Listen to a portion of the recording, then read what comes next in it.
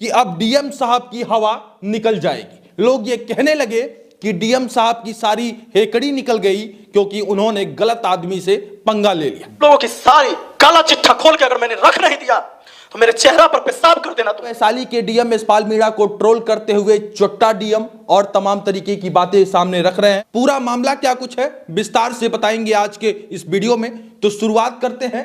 अभी आपके स्क्रीन पर मैथ मस्ती वाले विपिन सर दिखाई दे रहे हैं जो बिहार के सलहा पंचायत से वर्तमान में मुखिया हैं, और स्क्रीन पर एक डीएम साहब है जो कुर्सी पर बैठे हुए हैं, यशपाल मीणा नाम है इनका। ये पूरा मामला शुरू होता है 4 फरवरी को। 4 फरवरी को मैथ मस्ती वाले विपिन सर यानी सलहा पंचायत के मुखिया अपना प्रार्थना पत्र लेकर जाते हैं डीएम साहब के पास, यशपाल मीणा साहब के पास। प्रार्थना पत्र में उन्होंने अंकित किया था कि सलहा पंचायत में जो पंचायत सरकार भवन है उस पर जो अवैध कब्जा है उसे हटाया जाए, ऐसा अनुरोध था विपिन सर का। और जब ये जाते हैं तो डीएम साहब उनसे बदतमीजी करने लगते हैं। डीएम साहब ये कहने लगते हैं कि तू मुखिया है कि तेरी मां मुखिया है, इस तरीके की बात विपिन सर बताते। और विपिन सर के साथ जब बदतमीजी होता है तो विपिन सर वापस चले आते हैं और आने के बाद सोशल मीडिया पर एक वीडियो अपलोड करते हैं। और उस वीडियो में रोते हुए विपिन सर ऐलान करते हैं, किसी भी कीमत पर झुकूंगा नहीं और मेरे पास पूरा सबूत है, हर एक बात मीडिया और सोशल मीडिया के लोगों को बताऊंगा, सोशल मीडिया और मीडिया पर अपनी बात रखूंगा और तुम्हारा काला चिट्ठा खोलूंगा, ऐसा कहना विपिन सर का था। और वीडियो अपलोड होने के 2 दिन बाद खान सर का इस पर स्टेटमेंट आता है। आवेदन तक नहीं लिया इस इंसान का, क्या कहूं जो होली बाद इनका ट्रांसफर हो जाएगा। जब से इस पूरे मामले पर खान सर ने टीका टिप्पणी किया है तब से मानो डीएम साहब पूरी तरीके से ट्रोल होने लगे। सोशल मीडिया पर क्या कुछ कहते हैं लोग आपके स्क्रीन पर है। रवि कुमार ये कहते हैं कि अब डीएम का हवा निकल जाएगा।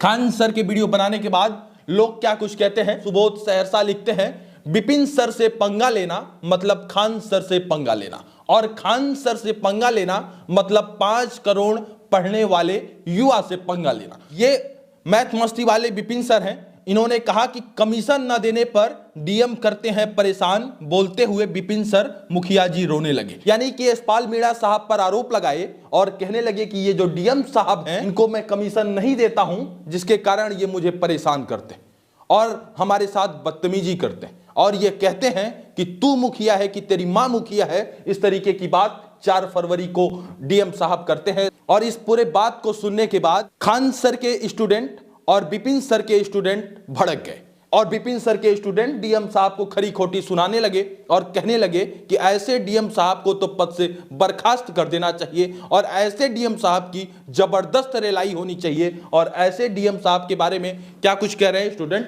वो आपके स्क्रीन पर। वैशाली के डीएम यशपाल मीणा को गजबे तरह से धोए खान सर। एक और स्टूडेंट लिखते हैं, पवन यादव नाम है इनका, ये लिखते हैं, अब डीएम भी सोच रहा होगा कि किस चाणक्य से पंगा ले लिया, चोट्टा डीएम। लोग वैशाली के डीएम यशपाल मीणा को ट्रोल करते हुए चोट्टा डीएम और तमाम तरीके की बातें सामने रख रहे हैं, और भी इनके स्टूडेंट भड़क गए हैं। और ये रंजन कुमार लिखते हैं, डीएम को माफी मांगनी पड़ेगी, वो ये भूल गए कि वो भी एक विपिन सर और खान सर जैसे शिक्षक से ही पढ़कर आज डीएम की कुर्सी पर बैठे हुए।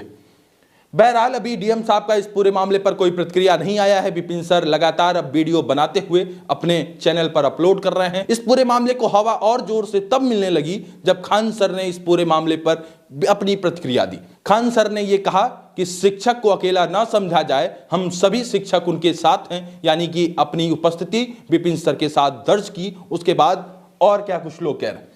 पासवान ऑफिशियल ब्लॉग से लिखते हैं कि बताइए कितना अच्छा आप घुसखोर डीएम थे, बिना मतलब का ईमानदार मुखिया जी से पंगा लेकर नंगा हो गए, जी हो हमार करेजा मुखिया जी। यानी कि अब इस पूरे मामले पर लोग मुखिया जी की तारीफ कर रहे हैं और ये भी लिख रहे हैं, रे डीएम तू हमारे सर को बहुत हल्के में ले लिया है, बहुत महंगा पड़ेगा बाबू।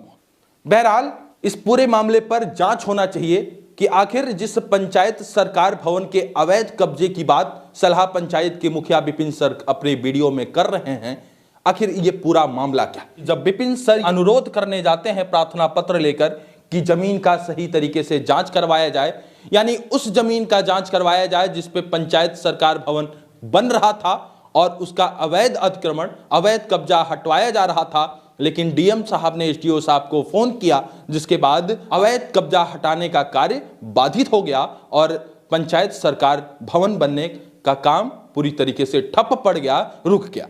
बहरहाल डीएम साहब की पूरी बदतमीजी और इस पूरी घटनाक्रम पर आप लोगों की क्या कुछ प्रतिक्रिया है, कमेंट बॉक्स में अपनी राय हमें जरूर लिखिएगा।